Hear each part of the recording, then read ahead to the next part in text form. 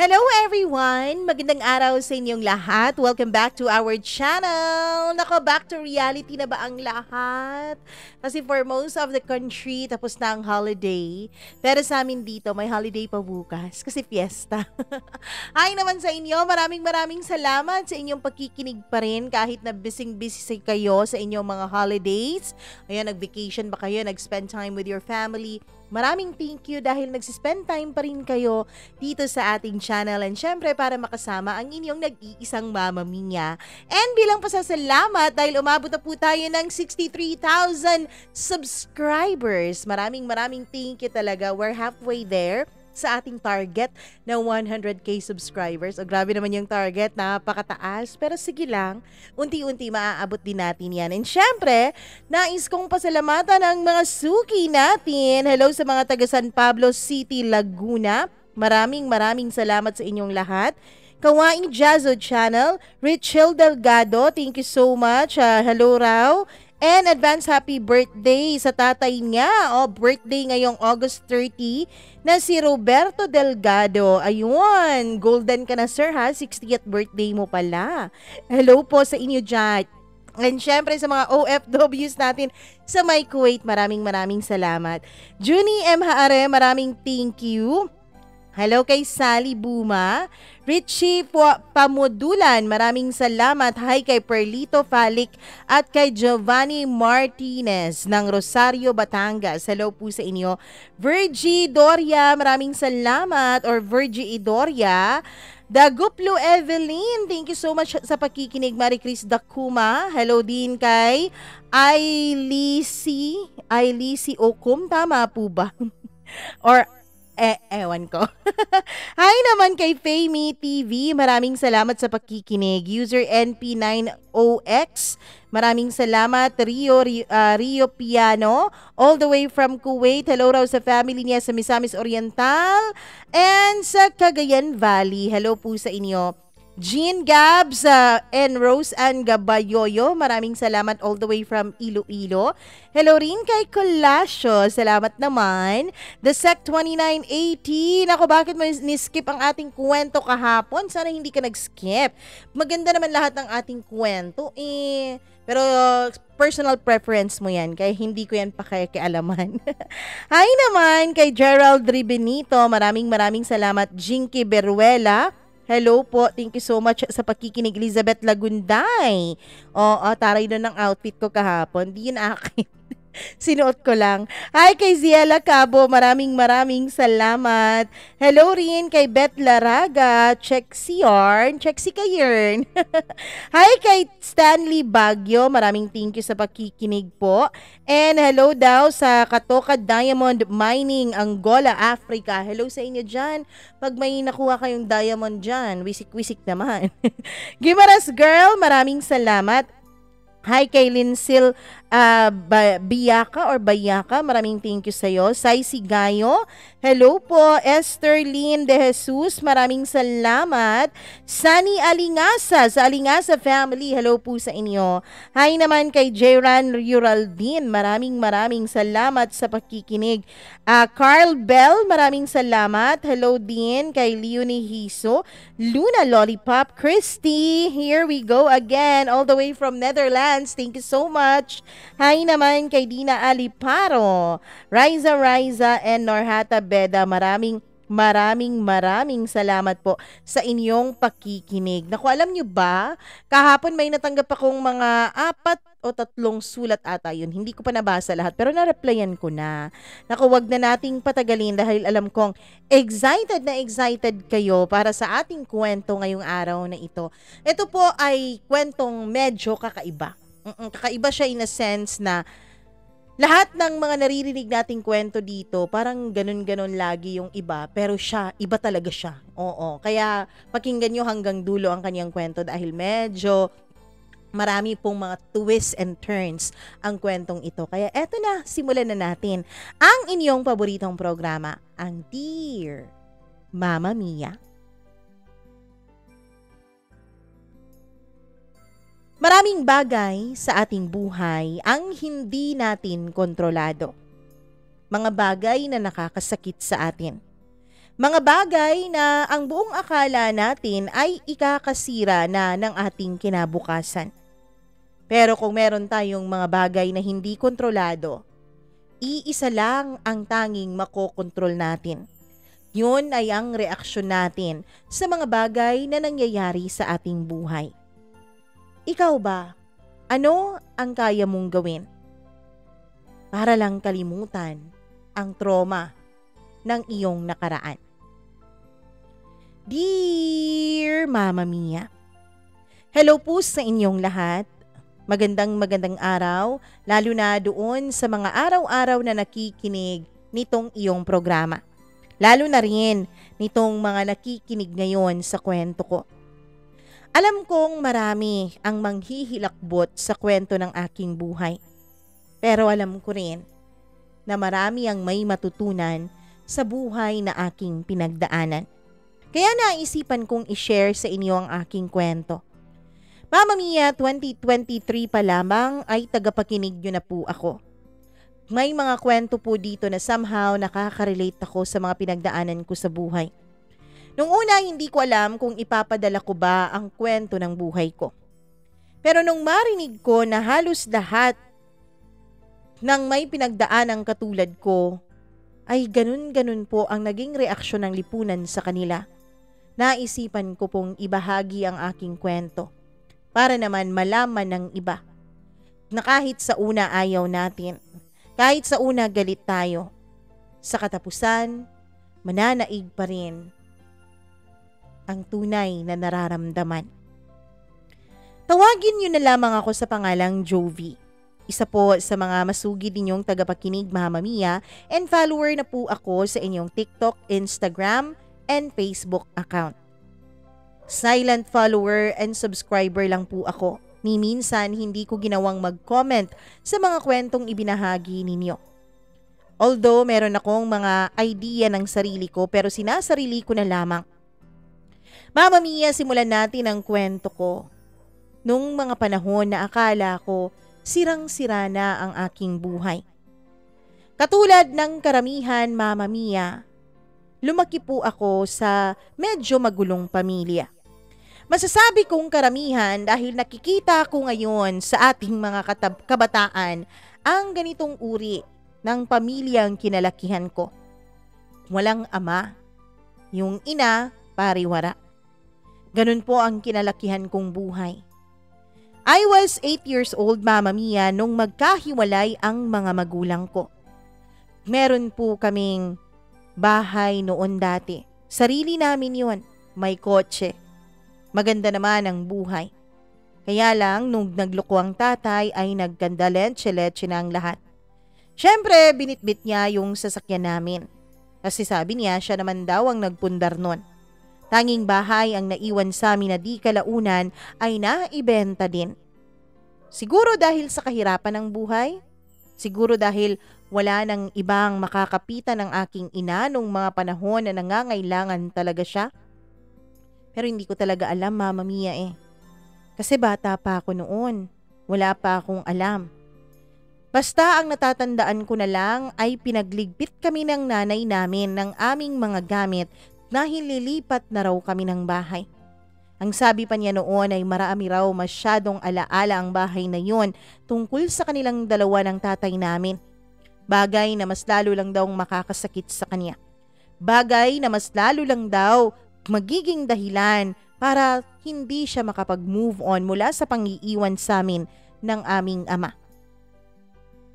Ano bang magagawa ng mga batang katulad namin? Pangalawa ako noon sa magkakapatid. Yung panganay namin ay 10 years old pa lamang na kuya ko. Kaya naman, Mama Mia, wala talaga kaming magagawa. Lumipat kami sa isang maliit na bahay na meron lang 2 kwarto. Magkasama ang mga lalaki sa iisang kwarto at magkasama din ang mga babae.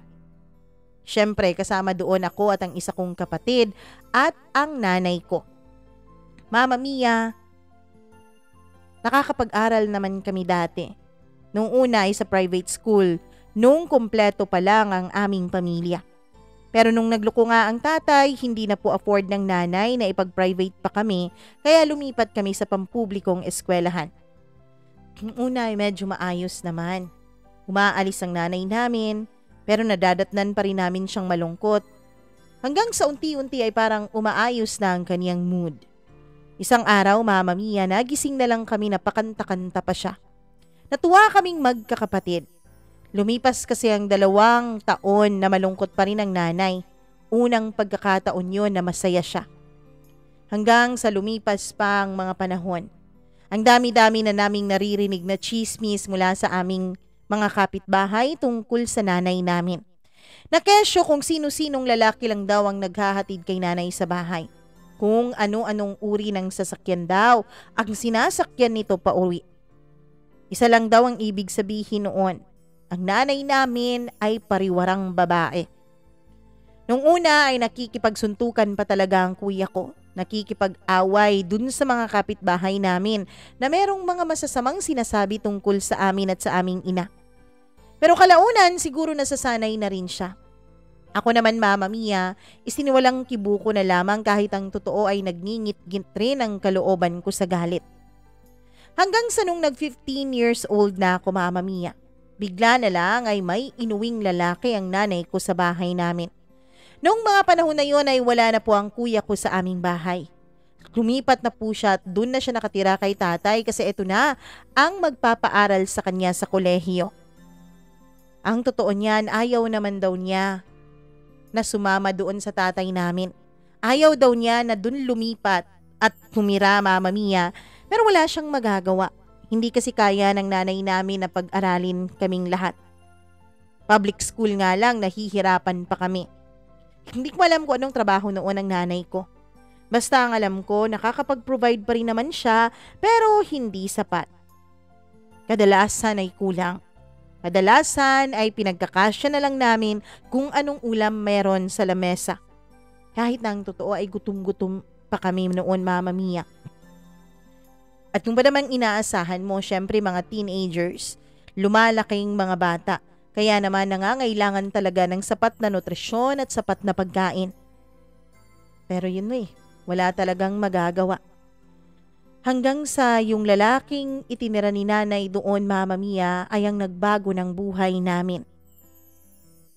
Mula kasi nung dumating siya, hindi na po masyadong umaalis ang nanay. Nung una, pinagpapasalamat namin yon. Pero kalaunan, Mama Mia, ay hindi na. Lalo pat pala utos itong lalaki na ito na itatago na lang natin sa pangalang Tito Aurelio. Si Tito Aurelio po, Mama Mia, ay palautos, palasigaw, palamura. Kahit naman hindi na kami noon nakatira sa isang magandang tirahan at nasa squatters area na kami, ay hindi pa rin kami palamura dahil hindi naman po kami pinalaking ganon. Kaya lang, iba itong si Tito Aurelio. Hanggang sa isang araw, Mama Mia, naiwan kaming dalawa ni Tito Aurelio sa bahay. At alam niyo na siguro kung anong mga sumunod na nangyari. Nung una pa lamang ay hindi na ako nakakaramdam ng maganda sa titig sa akin ni Tito Aurelio. Pero binaliwala ako yun. Inisip kong masyado lang akong judgmental. Baka ganun lang talaga ang titig niya. Baka ganun lang talaga siyang klaseng tumitig pero hindi naman niya yun sinasadyang makapagparamdam sa akin ng hindi maganda. Pero nung araw na yun, Mama Mia, dahil kami lang ang nasa bahay at ewan ko kung nasa ng nanay ko. Nung tinanong ko ang Tito Aurelio pagkadating ko, ang sabi niya ay inutusan raw niya ang nanay kong mamalengke. Ako naman noon ay nakampante. Nagpalit ng damit, pagkatapos ay kinuha ang mga labahin at naglaba ako sa may likuran namin. Hanggang sa maramdaman ko na para bang may tumitingin sa akin. Alam mo yung ganoon, Mama Mia? Yun bang nararamdaman mo kapag may taong nakatitig sa'yo? Yun bang hindi ka mapakali? Yun bang uneasy ang pakiramdam mo?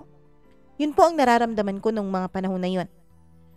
Nilingon-lingon ko po ang paligid ko pero wala naman akong nakitang mga tao. Wala naman akong nakitang nakatitig sa akin kaya sabi ko baka guni-guni ko lang. Pero Mama Mia, nung tumayo ako para pumasok sa loob ng bahay para uminom ng tubig dahil nauhaw ako, ay bigla na lang pong may humila sa akin ng malakas. Pagkatapos ay isinandal niya ako sa may dingding ng aming bahay. Tito Aurelio, ano pong ginagawa niyo? Naaalala kong tanong noon. 15 anyos pa lamang ako nung mga panahon na yun, Mama Mia. Huwag kang malikot. Huwag kang pumalag kung ayaw mong masaktan at kung ayaw mong mamatay. Naramdaman ko na lamang, Mama Mia, ang isang matulis na bagay sa aking kaliwang tagiliran. Mama Mia, ang kanang kamay po ni Tito Aurelio ay may hawak-hawak na mataas at matalim na patalim nung mga panahon na yon. Halos tumutusok na, Mama Mia, ang dulo nito sa aking damit at pakiramdam ko ay tumutusok na rin ito sa aking balat. Tito, wag po.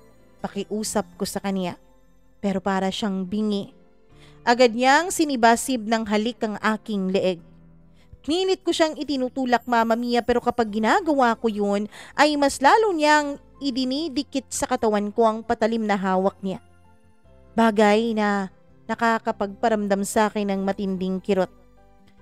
Malakas siya, Mama Mia. Malaking tao po siya. Siguro nasa 5'10 o 5'11 ang height niya. Samantalang ako nung mga panahon na yun, Mama Mia, ay 5 feet pa lamang. Tinutulak ko siyang palayo pero ayaw niya. Hanggang sa hinila na niya ako, Mama Mia. Hinila niya ako papasok sa loob ng kwarto na tinutuluyan ko. Nung mga panahon na yun ay doon na ako tumutuloy sa kwarto ng aking kapatid na lalaki dahil yung kuya po namin ay umalis na at syempre si mama ko at si Tito Aurelio na ang umuukupa sa isang kwarto. Kami rin ng isa kong kapatid na babae ay doon na rin nakikitulog dahil para kaming pinalaya sa sarili naming kwarto nung dumating si Tito Aurelio sa bahay. Mama Mia, nung makarating at makapasok kami sa loob ng kwarto ko, ay ibinalibag niya ako sa kama. Doon ay nagkaroon ako ng konti at pansamantalang kalayaan mula sa pahigpit niyang pagkakahawak at pagkakatusok ng matulis na bagay sa aking tagiliran.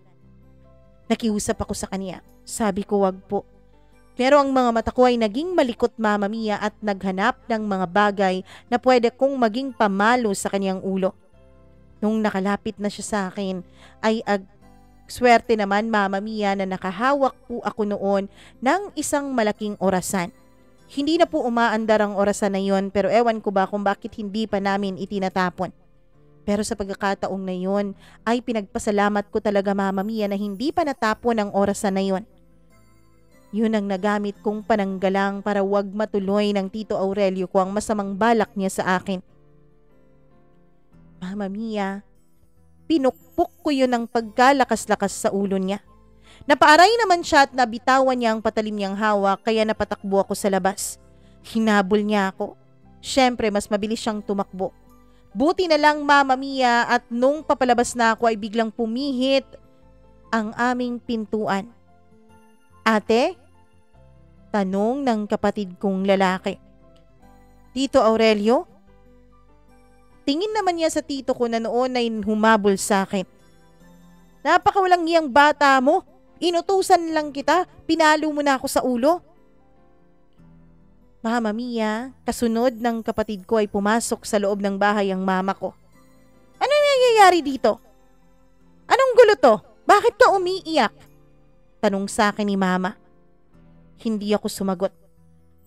Jovi, bakit ka umiiyak? Sasagot na sana ako at sasabihin ang totoo, Mama Mia, pero inunahan ako ni Tito Aurelio. Yang anak mo, pagkatamad-tamad. Alam mo bang inutusan ko yang maglaba? Hindi pa tinapos dun sa labas. Inutusan ko namang kumuha ng tubig at maglinis, pero nagdadabog. At nung nilapitan ko para kumprontahin, pinalo ba naman ako ng orasan sa likuran ko? Dito, sa ulo ko. Nauna siyang magsumbong. Kaya ang nangyari, Mama Mia, nabaliktad ang sitwasyon. Ako na ngayon ang may kasalanan. Ako na ngayon ang suwail na bata. Ako na ngayon ang hindi tumanggap sa kanya bilang aming pangalawang ama. Alam ko naman, Tess, na hindi ako ginagalang ng mga anak mo. Pero wag naman ganito, nananakit niyang anak mo eh. Galit na bumaling sa akin ang mama ko. Kinurot niya ako sa may tagiliran. Nagpaliwanag ako, Mama Mia, sabi ko hindi yun totoo. Sabi ko pinagtangkaan ako ni Tito Aurelio. At maniniwala ka dyan sa sinungaling mong anak? Ano ba naman, Tess? Kaya tagal-tagal ko na dito, ilang buwan na ako dito. Ngayon ko pa gagalawin yan? At isa pa, ikaw lang mahal ko. Ewan ko ba, Mama Mia, kung bakit ang dali-daling paniwalain ni Mama kapag si Tito Aurelio na ang nagsalita. Kaya ang ending, ako ang naging mali. Ang ending, ako ang may kasalanan at ako ang pinapasok sa loob ng kwarto. Ako ang pinarusahan. Mama Mia, nung gabing yun ay hindi ako mapatulog. Umiiyak ako. Naisip ko noon na maglayas na sa bahay na to, pero saan naman ako pupunta? Saan naman ako pupulutin? Wala akong kakilalang kamag-anak na malapit doon. Ang totoo niyan, Mama Mia, matapos po kaming iwan ng tatay ko ay hindi na po kami nakapunta kailanman sa aming mga kamag-anak. Ang huling naalala ko ay malayong malayo ang kamag-anak na pinupuntahan namin noon, buong pamilya para bisitahin. At hindi ko na matandaan kung saan pa yun. Sa kakaiyak ko ay medyo nagising ang kapatid ko, kaya pinatulog ko na lang ang bunso namin. Mama Mia, matutulog na sana ako. Actually, pahimbing na ako noon nung maramdaman kong may lumapit sa akin. Eto na naman ang matalim na bagay sa aking tagiliran. Huwag kang magsusumbong sa mama mo ha. Huwag mong susubukan na baliktarin ulit ako. Dahil kapag nangyari yon, hindi lang ikaw ang mananagot. Hindi lang ikaw ang papatayin ko, kundi maging itong mga kapatid mo. Sabi niya. Mama Mia, nung mga panahon na yon ay nakalilis po ang paldang suot ng kapatid kong babae. Ayaw mo pala, etong kapatid mo na lang, sabi niya. Doon ako nataranta, Mama Mia. Huwag Tito, huwag po ang kapatid ko. Iyak kong tanong sa kanya. Napakabata pa noon ang kapatid ko, Mama Mia. Nasa 12 years old pa lamang ito. Ayaw mo sa kapatid mo? Sa'yo na lang. Pagkasabi niya noon ay agad niyang hinalikan ng leeg ko. Mama Mia, nakatutok pa rin sa tagiliran ko ang hawak-hawak niyang kutsilyo. At ang sabi niya, kapag gumawa raw ako ng ingay, kapag may magising raw, papatayin niya. Mama Mia, takot na takot ako nung mga panahon na yun. Paano kung magising ang mga kapatid ko? Paano kung tototohanin niya ang banta niya sa aming lahat? Mama Mia, isa pong pulis ang Tito Aurelio ko. Kaya sabi niya kung magsusumbong daw ako, kaya niya raw baliktarin ang sitwasyon. Kaya raw niyang palabasin na ako ang may kasalanan. Wala akong nagawa noon. Habang pinagpepiestahan ng demonyo ang katawan ko, ay wala akong nagawa kundi ang tahimik na umiyak. Hindi na po ako nanlaban. Kasi kung manlalaban ako, Mama Mia, paano kapag nagising ang mga katabi kong nakababatang kapatid? At paano kung sila ang mapahamak sa gagawin kong paglaban sa demonyong sumisibasib ngayon sa aking katawan? Hinayaan ko na lang siya. Umiyak ako ng umiyak. Mama Mia, hindi ko talaga alam noon kung ano ang gagawin ko. Hanggang sa matapos na siya. Nung matapos ang demonyong yun ay parang walang nangyari. Bago siya tuluyang tumayo at iwan ako na kaawa-awa ang itsura, ang sabi niya, tandaan ko raw ang mga banta niya sa akin. Dahil hindi lang daw yun basta-basta pagbabanta, kundi totohanin niya raw talaga ang lahat ng yun at papatayin niya raw.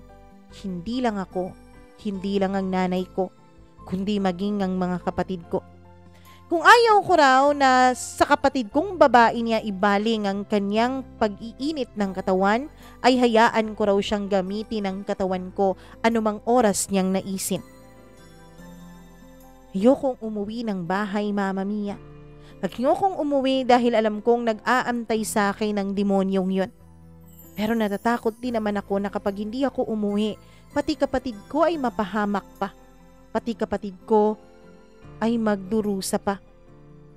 Kaya sa halos ilang taon, Mama Mia, ilang taon na patuloy akong binababoy ng kinakasama ng mama ko. Ilang taon ko ring sinubukang magsumbong sa kanya pero parang bingi-bingihan siya. Hanggang sa isang gabi, Walang tao noon sa bahay. Ewan ko kung nasaan ang mga kapatid ko at ang alam ko ay on duty noon si Tito Aurelio. Pagka-uwi ko ng bahay ay parang may usok akong nakikita na lumalabas mula sa siwang ng pintuan ng kwarto ni nanay. Nung pihitin ko yun, Mama Mia, ay nagulat ako. Nagulat ako dahil ang ina ko ay may sinisindihan po na kandila. At sa ibabaw ng kandilang yun ay mayroon po siyang foil na parang ipinapadaan doon sa may apoy.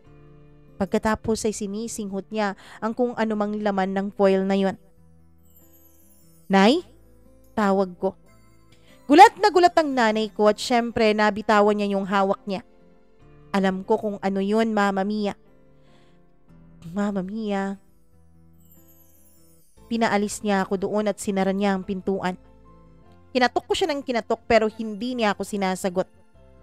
Hanggang sa inutusan niya akong umalis ng bahay. "Umalis ka dito.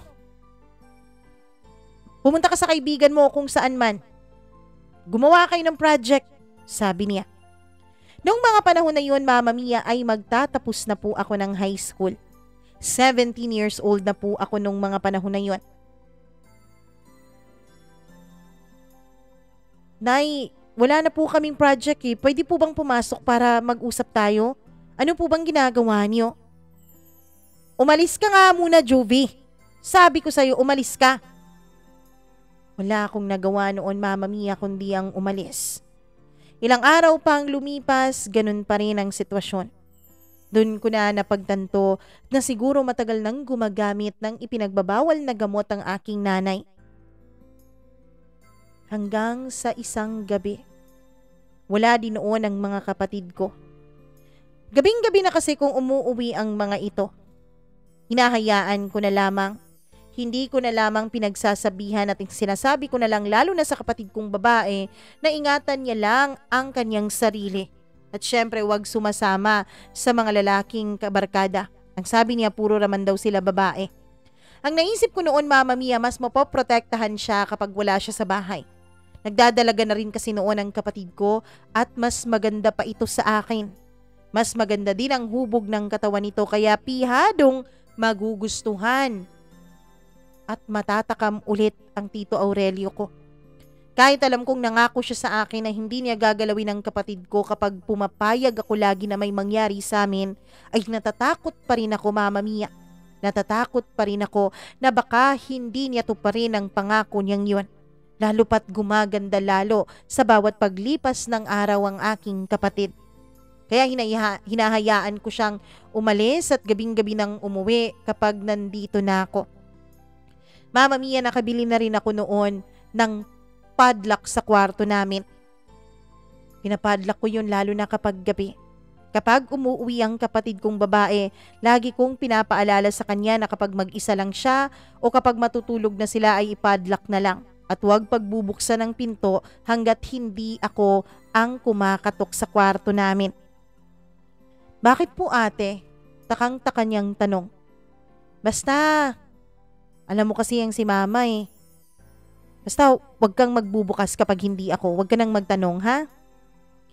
Mama Mia, pinoprotektahan ko po nung mga panahon na yun ang kapatid kong babae. Hanggang sa isang gabi na yun. Tulad nga ng sabi ko, wala ring ibang tao. Pero nasa labas ang motor ni Tito Aurelio kaya alam kong nasa loob silang dalawa ni Mama.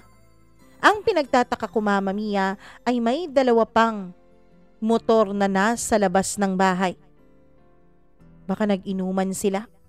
Ayoko sanang pumasok noon sa loob at gusto ko sana munang umalis nung nagbukas bigla ang pintuan at inilabas noon si Tito Aurelio. "Oh, andito ka na pala, pasok ka na." Pinapasok niya ako sa loob. Pagkapasok ko, Mama Mia, ay agad niya akong sinibasib ng halik. Itinulak ko siya at ang sabi ko, pagod ako. "Huwag ka ngang maarte. Yung mama mo nga nag-e-enjoy eh." "Nag-e-enjoy? Anong ibig niyo pong sabihin?" tanong ko. Mama Mia, bigla niya akong hinila at binuksan ang pintuan ng kwarto nila. Doon nakakita ako ng 3 pang lalaki. Nasa ibabaw ng kama kasama si Mama at lahat sila ay hubot-hubad. Nung tumingin sa akin ang mama ko ay parang walang ekspresyon ang kanyang mga mata. Hindi ko mabasa kung anong nararamdaman niya noon. Sumigaw pa ako at sinabi ko kung anong ginagawa niyo sa nanay ko. Sabi nila, nag-e-enjoy daw ang nanay ko sa ginagawa nila. Baka gusto ko raw sumali. Hindi ko pa sasalihin yan dyan. Akin lang muna to. Sabi ng Tito Aurelio ko pagkatapos ay sinara niya ang pinto at hinila niya ako papasok sa kabilang kwarto. Mama Mia, tinatanong ko siya kung bakit niya ginagawa yun sa nanay ko. Ang sabi niya gustong gusto na rin naman daw ng nanay ko ang mga yun. Gustong gusto niya raw na maraming nagpapakasasa sa kanyang katawan. Huwag kang maarte. Buti nga't pinagtsatsagaan ko kayong dalawa ng nanay mo. Buti nga't pinag-aaral ko kayong magkakapatid. Kaya hala, sige, serbisyuhan mo ako kapalit ng pagpapaaral ko sa inyo. Ibig sabihin, kayo po ang nagbibigay kay nanay ng ipinagbabawal na gamot? At kung sa tingin mo, syempre, ibig sabihin gumagamit din kayo nun? Yan ang hindi ko sasagutin. Sabi niya habang tumatawa at ngumingisi na parang isang demonyo. Mama Mia, wala na rin akong nagawa tulad ng ibang mga pagkakataon. Nung panahon na yun ay pinagsawaan niya rin ang katawan ko. Natakot pa ako noon, Mama Mia. Natakot ako na baka gawin niya rin sa akin ang ginagawa niya sa nanay ko. Baka pagparausan niya rin ako sa iba niyang mga kasamahan. Hindi ko alam kung pulis din ba ang mga yun o mga kabarkada niya lang sa mga masasamang bisyo niya. Kasi hindi naman sila naka-uniforme. Yung mga nakakalat na mga damit sa sahig ay casual na mga damit lang naman yun panlalaki. Kaya hindi ko malaman kung meron ba rin silang mga posisyon sa kapulisan. Mama Mia, hindi lang po yun isang beses na nangyari. At matapos kong ang masaksihan yun ay hindi ko na po talaga pinapauwi ang kapatid kong babae ng mag-isa sa bahay. Sabi ko mag-text siya sa akin kapag pauwi na siya. Sabi ko, wag siyang uuwi hanggat hindi ako magte-text sa kanya na nakauwi na ako. Nagtanong pa siya kung bakit pero sinabi ko na sa kanya na gumagamit ng ipinagbabawal na gamot ang aming ina. Siyempre, hindi ko pa rin sinabi, Mama Mia, ang tungkol sa mga lalaking yun at ang tungkol sa ginagawa sa akin ni Tito Aurelio. Alam ko marami ang magsasabi dyan na sana nagsumbong ako, sana nag-report ako, sana nag-file ako ng kaso. Minor de edad ako nung mga panahon na yun, Mama Mia. At isa pa, pulis po ang kalaban ko. Ano po ba ang laban ko sa ganong klase ng tao? Kaya niyang baliktarin ang lahat. Kaya ang ginagawa ko na lang ay pinoprotektahan ko na lang ang aking kapatid. Pero ang hindi ko nagawa, Mama Mia, ay ang protektahan ng aking sarili. Mag-18 pa lamang ako noon nung nalaman kong nagdadalang tao ako. Galit na galit ako noon, Mama Mia. Galit na galit din naman ang nanay ko dahil hindi po siya nakatira nung mga panahon na yon. Sino bang ama niyan? Pagkatanong niya noon ay tinitigan ko siya ng mata sa mata. Alam kong punong-puno ng galit. Punong-puno ng hinanakit ang mga titig kong yun. Pagbabaka sakaling makonsensya siya, Mama Mia. Hindi mo alam kung sinong ama nito? O nagbubulag-bulagan ka lang? Walang iba kundi ang demonyo mong kinakasama. Huwag kang ang sinungaling. Alam mo, Jovi, manang-mana ka talaga sa tatay mo. Sinungaling, manluloko. Nay, alam ko naman eh. Alam ko naman na niloko kayo ni tatay. Alam ko naman na sinaktan niya kayo pero sana wag niyo naman kaming idamay dyan. Pero parang naging bingi at bulag sa pakiusap ko ang nanay ko. Inisip ko noon, Mama Mia, na ipatanggal ang bata sa sinapupunan ko. Ang totoo niyan, dito ko lang po aaminin.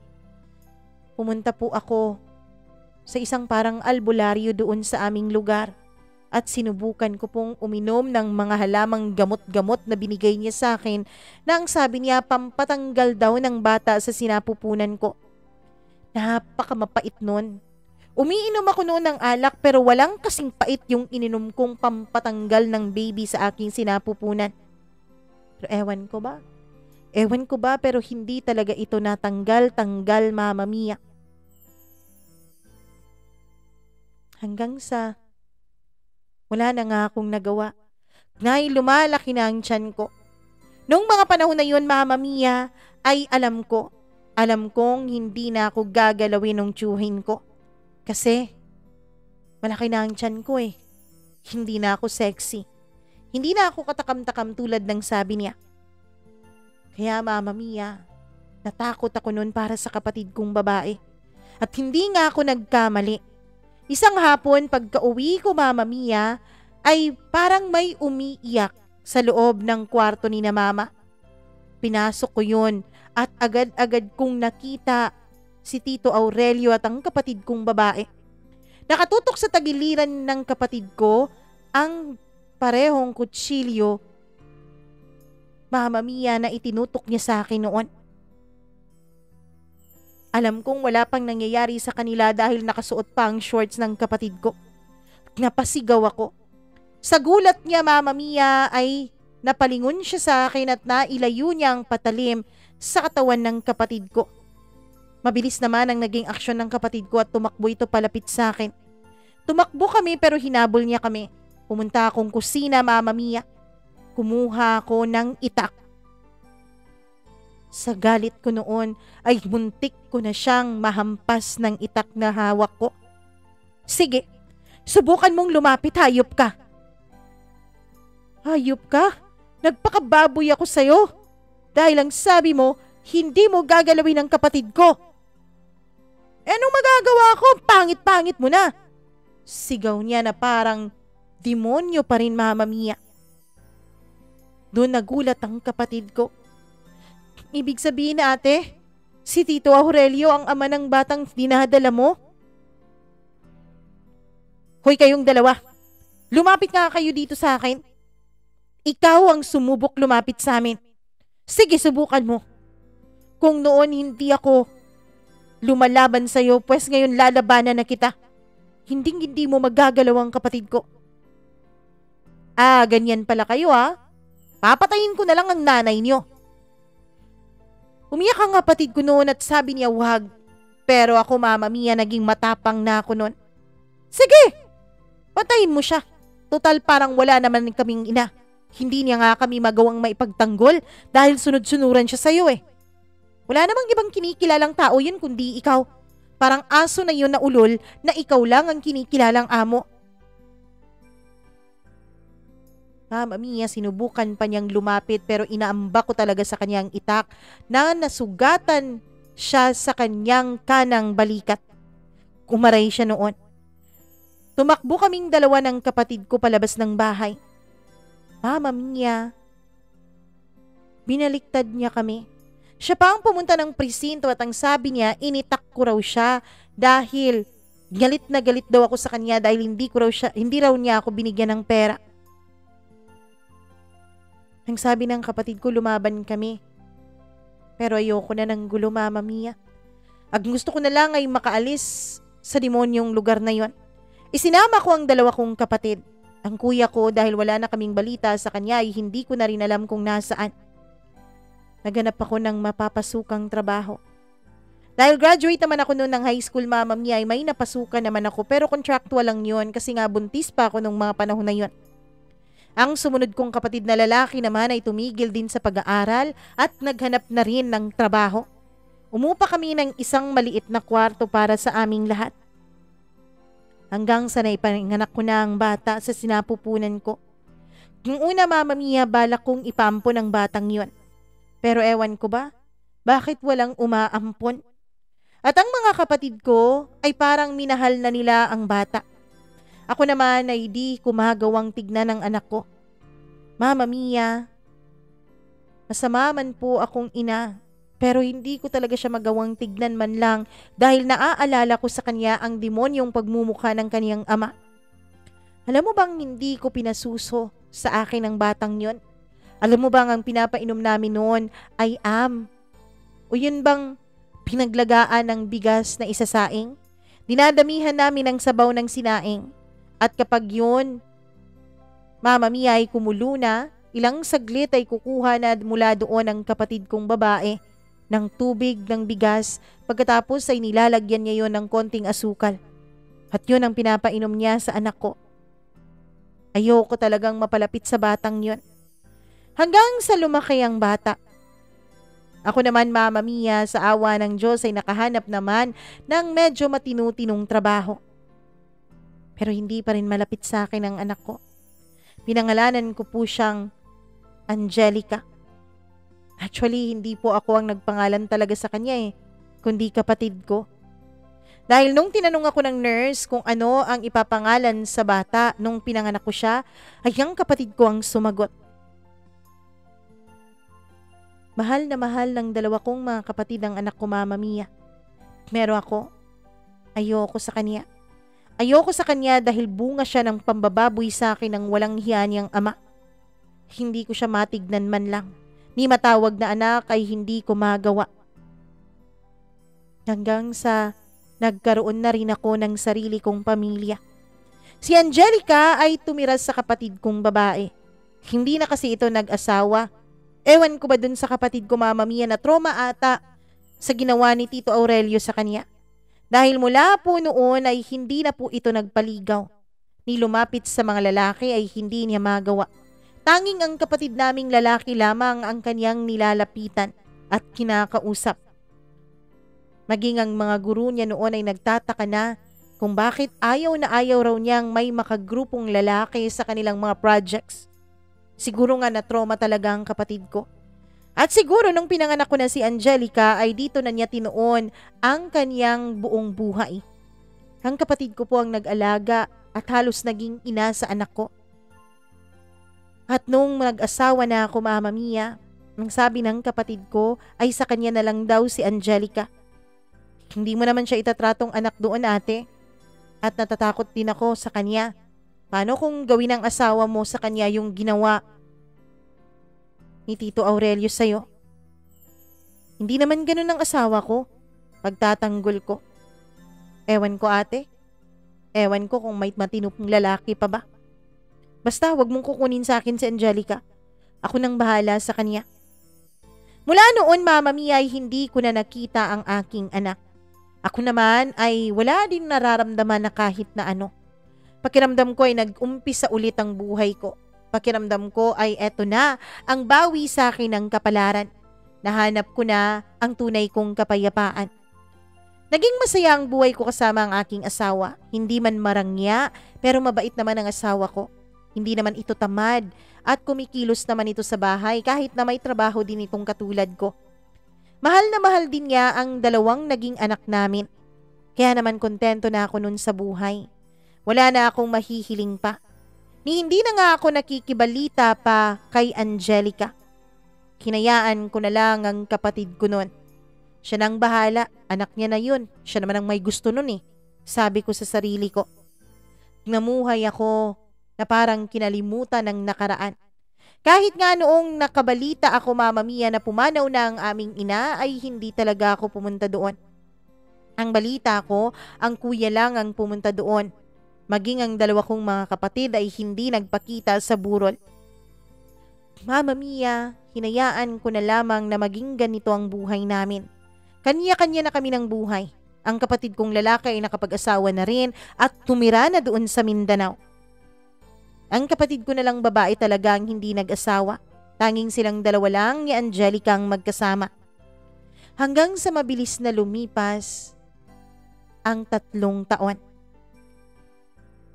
Maglilimang taon na noon na wala akong balita sa anak ko at sa kapatid ko.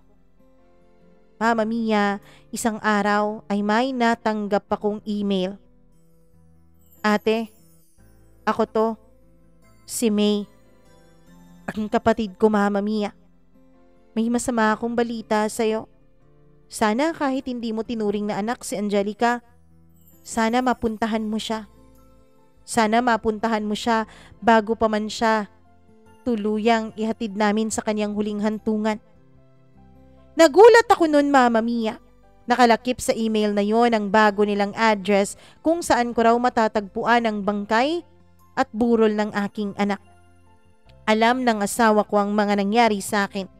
Bago pa man ako nagpakasal sa asawa ko, Mama Mia, ay sinabi ko na sa kanya ang lahat dahil ayoko na may matuklasan siya kinalaunan na maging meet siya pa ng aming pagsasama. Alam niya ang tungkol kay Angelica.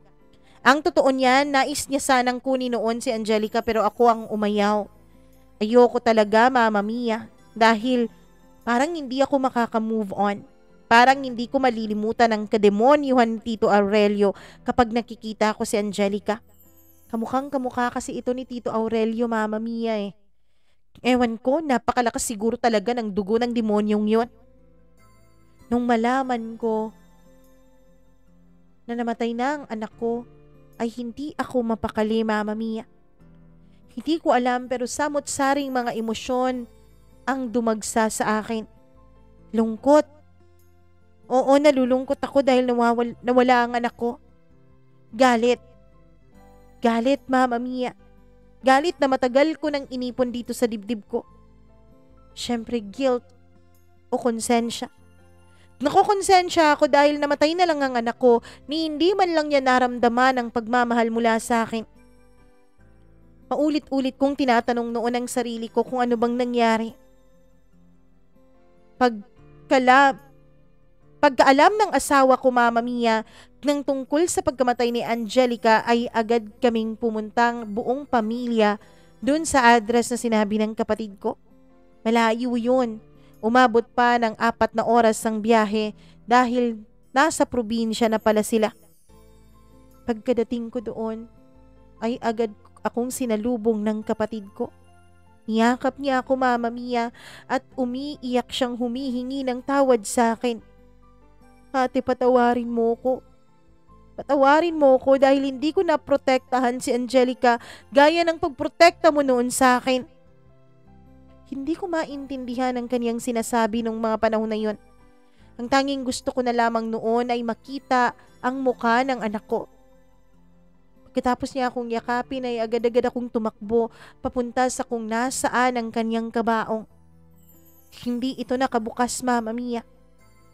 Bakit hindi ito nakabukas? Bakit nakasara ang kabaong ng anak ko? Umiiyak ako noon.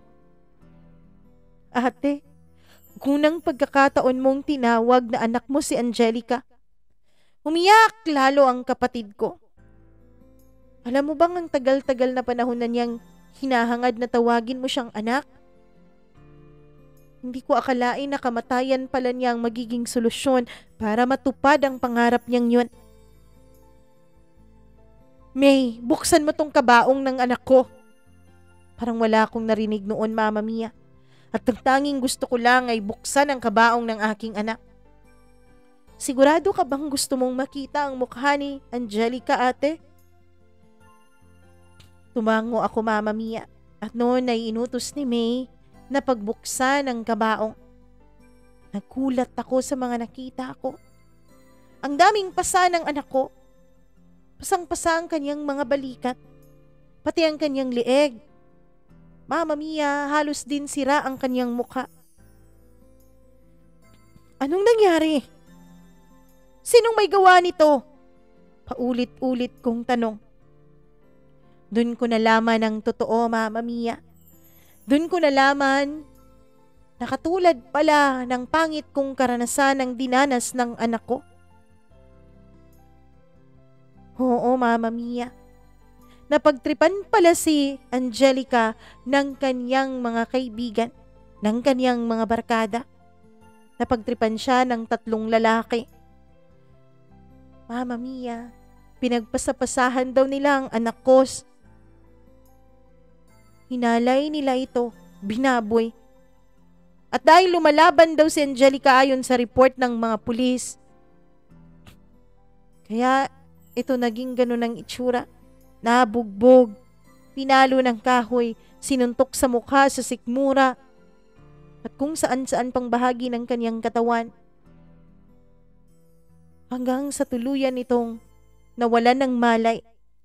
Nakita raw ito ng isang tricycle driver, Mama Mia, na nasa gilid na ng damuhan. Umiihi daw noon yung tricycle driver nung mapansin niya na parang may isang bulto ng tao di kalayuan sa pinagtayuan niya. At nung nilapitan niya ito ay nakita niyang babae. Agad siyang tumawag ng mga pulis. At doon, Mama Mia, nalaman nga na si Angelica ang babaeng yun. At ayon nga sa autopsy ng mga pulis ay namatay siya sa bugbog. Meron din siyang 3 saksak sa tagiliran. Umiiyak ako habang kinukwento ng kapatid ko ang tungkol sa anak ko. Hindi ko mapigilang umiyak at sumigaw sa sobrang sakit. Ewan ko ba, Mama Mia, kailanman ay hindi ko po tinuring na anak si Angelica. Kailanman ay hindi ko siya gustong tignan dahil nakikita ko sa kanya ang mukha ng demonyong paulit-ulit na bumaboy sa akin noon. Pero bakit ngayon? Bakit ngayon ang sakit-sakit para sa akin? Ang sakit-sakit na malaman kong wala na ang anak ko. Ang sakit-sakit na malaman kong katulad din pala ng mga dinanas ko ang pinagdaanan niya. Hindi ko mapigilang sisihin ang sarili ko, Mama Mia. Kung sana naging mabait ako sa anak ko. Kung sana kinuha ko siya. Kung sana sumama siya sa amin. Kung sana pinilit ko siya at pinilit ko ang kapatid kong sumama ito sa amin, baka hindi nangyari ito sa kanya. Ulit-ulit akong umiiyak. Ulit-ulit akong humihingi ng tawad dun sa burol ng anak ko. Lagi akong tinatanong noon ng kapatid ko kung masaya na ba ako ngayon na wala na ang anak ko. Pero hindi ako naging masaya, Mama Mia. Galit na galit ako. Lalo pa noong natukoy na kung sino ang mga suspect sa nangyaring yun sa anak ko. Yun nga ay walang iba kundi mga kabarkada lamang niya. Ang sabi ng kapatid ko ay naging mainitin daw ang ulo ni Angelica. Ang sabi pa niya, Mama Mia, hindi lang daw mainitin ang ulo kundi naging suwail din daw ito sa kanya. Ilang beses daw siyang sinabihan nito na wala daw siyang pakialam. Dahil ako nga mismo na anak niya, ako nga mismo na ina niya ay walang pakialam sa kanya, bakit raw mangingialam yung tita niya lang? Alam mo bang ilang beses kung muntik masampal yung anak mo? Pero hindi ko siya masisisi, ate. Hindi siya nakaramdam ng pagmamahal mula sa'yo. Paulit-ulit noon na umiiyak ang anak ko. Sabi ng kapatid ko, Mama Mia. Kaya grabing konsensya at guilt ang naramdaman ko. At nung mahuli at matukoy nga ang may gawa noon ay ginawa ko talaga ang lahat para hindi sila makalaya. Buti na lang, Mama Mia, buti na lang at hindi na sila mga menor de edad nung mga panahon na yon. Pero ang anak ko menor de edad pa lamang noon. 16 pa lang ang anak ko nung mga panahon na yun, Mama Mia. Sila, nasa 18 na at 19. Inilaban ko talaga ang kaso. Buti na lang at tinulungan ako ng asawa ko. Buti na lang at sinuportahan niya ang paglaban ko sa kaso, Mama Mia.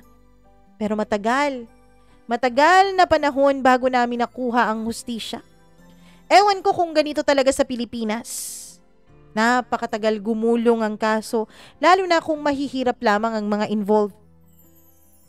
Ang totoo niyan, Mama Mia, meron pang isang politiko noon na nagsabi sa amin na wala na rin naman daw na magagawa ang pagkaso namin kasi wala naman na daw ang anak ko. Hindi naman daw mabubuhay ulit ang anak ko kapag ipinaglaban pa namin ng husto ang kanyang kaso. Alam mo ba, Mama Mia, nasampal ko pa ang politikong yun? Buti na lang at walang nakapag-video nung mga panahon na yun.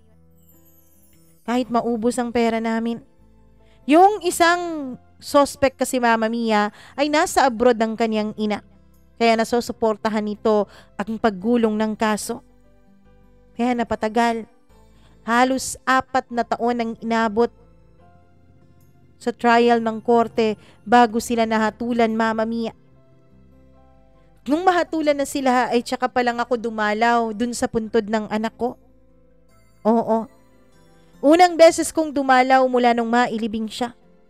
Ipinangako ko kasi, Mama Mia, nung inililibing siya na hindi ako dadalaw sa puntod niya hanggat hindi pa namin nakukuha ang hustisya. 4 na taon mahigit akong hindi nakadalaw sa anak ko sa sementeryo dahil pinipilit ko noon na tuparin ang pangako ko. Ang pangakong ipaglalaban ko ang hustisya para sa kanya. Ang hustisyang hindi ko nakuha para sa sarili ko. Mama Mia, hanggang ngayon, may pagsisisi pa rin akong nararamdaman. Hanggang ngayon, sising-sisi pa rin ako sa mga nagawa ko sa anak ko. Dahil hindi ko siya nagawang maipaglaban noon. Sising-sisi pa rin ako dahil alam ko na malaki ang kasalanan ko. Pero ano bang magagawa ko? Nangyari na ang lahat. Sa ngayon, Mama Mia, ang ginagawa ko na lamang ay inaalagaan kong mabuti ang mga anak ko. Ang dalawa ko pang mga anak. Puro babae po ang mga anak ko, Mama Mia. Kaya hindi pa rin maalis-alis sa puso ko ang takot. Alam mo bang bantay sarado ko sila ngayon? Alam mo bang ang mga anak ko, Mama Mia, kung paminsan-minsan ay nasasakal na sa pagiging strict ang nanay ko? Pero paulit-ulit kong pinapaliwanag sa kanila na ang buhay at ang mundo ay hindi mabait. Maraming mga masasamang tao sa mundo. Mga taong mapagsamantala sa kahinaan ng iba. Mga taong inuuna ang kasiyahan ng kanilang katawan bago ang moralidad, bago ang paggawa ng tama. Sana naiintindihan yon ng mga anak ko. Paulit-ulit ko yung pinapaliwanag sa kanila. Hindi ko rin tinatago sa mga anak ko ang nangyari sa akin at sa Ate Angelica nila. Dahil alam ko, Mama Mia, ito lang ang tanging paraan. Ito lang ang tanging paraan para mas maintindihan nila ang reaksyon ko sa kanila tuwing gabing-gabi na silang umuwi at hindi nagpapaalam sa akin o sa papa nila. Ang kapatid ko palang babae, Mama Mia, ay nanirahan na lang mag-isa sa probinsya. Inaya ko siyang sumama sa akin pero ayaw niya.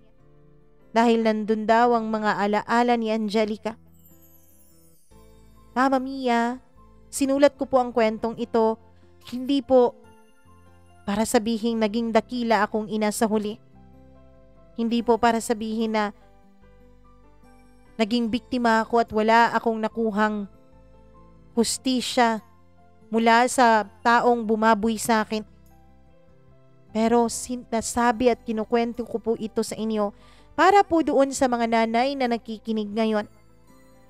Sana po, huwag niyong gawin ang mga pagkakamali ko at ang pagkakamali ng nanay ko. Sana po lagi niyong protektahan, alagaan at lagi niyong alamin ang mga nangyayari sa mga anak ninyo. Sa mga anak naman, lalong-lalo na doon sa mga anak na babae, sana matuto tayo na lumaban para sa ating mga sarili. Kapag nakaramdam kayo ng hindi tama sa isang kamag-anak, sa isang tao, na parang hindi kayo komportable, huwag na kayong maglalapit dyan. Pumunta kayo sa mga taong mapagkakatiwalaan nyo. Lalong-lalo na sa mga magulang. Sana bago kayo gumawa ng desisyon sa mga buhay ninyo, bago nyo piliin yung kasiyahan ninyo, bago nyo piliin yung mga bago nyong karelasyon, bago nyong babae, bago nyong lalaki, sana isipin nyo muna ang magiging kinabukasan ng mga anak ninyo. Kami kasing mga anak, kami ang collateral damage. Kami ang laging napapahamak. Kami ang laging naiiwan. Laging nagdurusa. Laging natutroma sa mga pinagdadaanan ng aming mga magulang. Alam ko po, Mama Mia. Alam ko pong isinusulong ngayon ang diborsyo. Hindi ko po masasabing agree ako o disagree sa diborsyo. Pero sana bago gumawa ng panukala ang ating mga mahal na mambabatas, sana po isipin nila ang mga bata. Isipin nila ang mga anak na pwedeng maapektuhan. Sana po kapag gumawa naman kayo ng mga panukala, sana lagi pong nakasentro sa mga bata. Lagi pong nakasentro sa welfare ng mga anak. Ayos lang naman ako sa diborsyo. Hindi naman ako sa hindi pabor doon. Pero sana bago yun ma-approve, sana merong context doon na nagsasabi at syempre nagde-demand na mapabuti yung mga anak ng mga mag-asawang dumadaan sa diborsyo. Hindi ko po alam kung ano yung buo o buod ng batas na yun. Hindi rin naman ako mambabatas, hindi po ako abogado, ni hindi nga ako nakatapos ng kolehiyo para maintindihan yun. Pero sana ipaliwanag ng mga mambabatas yun. At sana Sana talaga pakinggan itong hinaing ko. Sana kapag napaboran ng diborsyo o hindi, sana mas mapalawig pa ang mga batas na nagpoprotekta at nag-aalaga sa mga bata at sa ating mga kabataan. Maraming salamat po, Mama Mia. Salamat ng marami dahil binigyan mo ng pagkakataon na maiere itong kwento ko dito sa inyong channel. Naway marami pa po kayong matulungan. Naway marami pa pong ma-inspire na mag-share ng kanilang kwentong pinagdaanan. Yung love story namin ng asawa ko, hindi ko na po siguro ikukwento dito. Kasi halos pare-pareho lang naman yun sa mga love stories na napakinggan ko. Pero sana talaga itong kwento ko ay tinapos ng mga nakikinig ngayon. Lubos na nagpapasalamat, Jovi.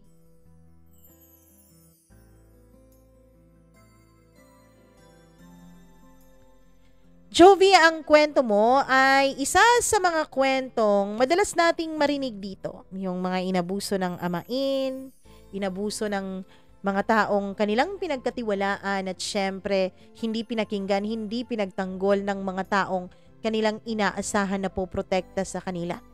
Naiintindihan ko kung nasaan nanggagaling ang galit mo doon sa bata.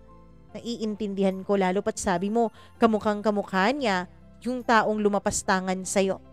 Kaya naiintindihan kita. Pero hindi din kita parang pinipraise sa ginawa mo. Naiintindihan ko pero hindi ko sinasabing tama ang ginawa mo. Naiintindihan ko ang reaksyon mo pero mali pa rin yun. Anak mo pa rin kasi si Angelica. Pero wala nang magagawa yung sisihan natin, tama ka. Sana itong kwento mo ay maging leksyon na lang para sa iba. At dinadasal ko na sana nga yung mga anak na meron ka ngayon ay maiintindihan ang pagiging strikta mong magulang. Sa mga kabataan na nakikinig ngayon, sana matuto kayong makinig sa mga magulang ninyo. Matuto kayong mag-evaluate kung ang mga taong nakapaligid sa inyo ay masama ba o magandang impluwensya sa buhay ninyo. At sa mga magulang na nakikinig ngayon, lalong-lalo na doon sa parang laging nag-aaway, parang laging nagkakaroon ng problema, parang nasa verge na ng hiwalayan o katapusan ng kanilang relasyon. Sana bago nyo isipin yung nararamdaman ninyo, yung kilig na nararamdaman ninyo sa bagong tao, yung kasiyahan na sa tingin nyo mahanap nyo sa iba, sana isipin nyo muna ang kasiyahan ng mga taong binuo nyo. Kayo naman ang bumuo ng mga taong yan, di ba? Hindi naman hiniling ng mga bata na buuin nyo sila at ipanganak nyo sila dito sa mundo. Kayo naman ang nagdesisyon noon.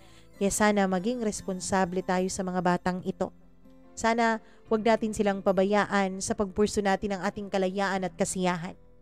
At sana din talaga, lalo na kapag may kaya kayo na mga magulang, turuan nyo yung mga anak ninyo na ipagtanggol ang sarili nila. Hindi lang physically, kundi yun bang marunong silang makipag-communicate. Sana iparamdam nyo sa mga anak ninyo na mapagkakatiwalaan nila kayo. Nang sa ganon ay makapagsabi sila ng anuman ang kanilang nararamdaman at pinagdadaanan. Maraming salamat sa iyo, Jovi, sa pag-share mo ng iyong kwento dito sa ating programa. Alam kong hindi madali ang ginawa mo. Binalikan mo ang mga masasamang nangyari sa iyo dati. At syempre binalikan mo rin ang lahat ng sakit na naranasan mo nung mawala ang anak mong si Angelica. Kaya maraming salamat sa tapang nung isulat mo ang kwentong ito at ipadala dito sa ating programa. At sa iyo din na nakikinig ngayon, maraming salamat sa walang sawa mong pakikinig at syempre pagsuporta nitong ating munting channel. Kung nagustuhan niyo po ang kwento, please like and share para naman marinig din ng iba. At syempre huwag kalimutang mag-subscribe kung hindi pa nakapag-subscribe. Mag-click ng notification bell para laging updated sa tuwing may video tayong ilalabas. At kung may sarili din kayo ng kwento ng buhay na nais i-share dito sa atin, please email that to me, mamamia.cdo0317@gmail.com. Huwag kalimutan i-like and i-follow ang ating mga social media accounts, Mama Mia CDO on TikTok, Twitter, TikTok, Instagram at Facebook. Maraming salamat po sa inyong lahat at sa walang sawa niyong pagsubaybay nitong ating programa. Ako pong muli ang inyong Mama Mia. Magandang araw sa inyong lahat.